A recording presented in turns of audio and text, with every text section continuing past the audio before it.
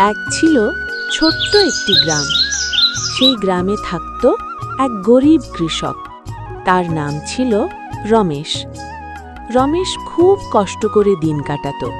তার নিজের জমি ছিল না, অন্যের জমিতে কাজ করে সে জীবন চালাত। কিন্তু তার জীবনের সবচেয়ে বড় সম্পদ ছিল একটি গরু। তার নাম ছিল গৌরী। ভোরের আলো ফুটতেই রমেশ উঠল। গৌরী, ওঠো মা, আজ আমাদের অনেক কাজ। রমেশ, তুমি আবার এত ভোরে উঠেছ? না উঠলে চলবে? কাজ না করলে আমরা খাবো কি? গৌরী রমেশের দিকে ভালোবাসার চোখে তাকিয়ে থাকল। রমেশ গৌরীকে নিয়ে মাঠে গেল। গৌরী, আজ একটু বেশি কাজ করতে হবে। তুমি চিন্তা করো না, আমি তোমার সাথে আছি। রমেশ লাঙল ধরল আর গৌরী ধীরে ধীরে জমি চাষ করতে লাগল। সূর্য মাথার ওপর উঠে গেল। গরমে রমেশ ক্লান্ত হয়ে পড়ল। আর পারছি না গৌরী। তুমি একটু বিশ্রাম নাও, আমি অপেক্ষা করছি। রমেশ গাছের নিচে বসে একটু বিশ্রাম নিল। কিছু গ্রামের লোক পাশ দিয়ে যাচ্ছিল। রমেশ এত গরিব, তবুও কি পরিশ্রম! তার ওই গরুটাই তো তার সবকিছু। যদি গরুটাও না থাকতো তাহলে ও কি করত? রমেশ চুপচাপ শুনছিল, কিন্তু কিছু বলল না।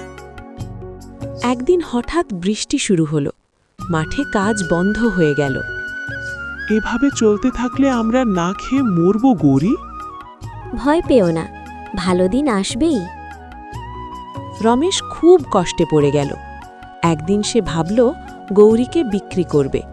গৌরী, হয়তো আমাকে তোমাকে বিক্রি করতে হবে। যদি তোমার ভালো হয় তাহলে করো, কিন্তু আমি তোমাকে ছেড়ে যেতে চাই না। রমেশ কাঁদতে লাগল। পরদিন এক ধনী ব্যবসায়ী গ্রামে এলো।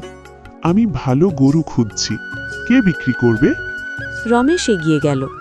আমার একটা গরু আছে। ব্যবসায়ী গৌরীকে দেখে মুগ্ধ হয়ে গেল। এই গরুর দাম অনেক, আমি বেশি টাকা দেব। রমেশ গৌরীর দিকে তাকিয়ে রইল। আমি কি করব গৌরী? তুমি সুখে থাকো, সেটাই আমার সুখ। রমেশ চোখের জল ফেলল। অলৌকিক ঘটনা। ঠিক তখনই গ্রামের একজন বৃদ্ধ এসে বললেন, রমেশ, এই গরুটাকে বিক্রি করো না, এটি তোমার ভাগ্য। কিন্তু আমি কিভাবে চলব? এই গরু তোমাকে একদিন অনেক কিছু দেবে। রমেশ সিদ্ধান্ত বদলে ফেলল। না, আমি গৌরীকে বিক্রি করব না। আমি জানতাম তুমি আমাকে ছেড়ে যাবে না।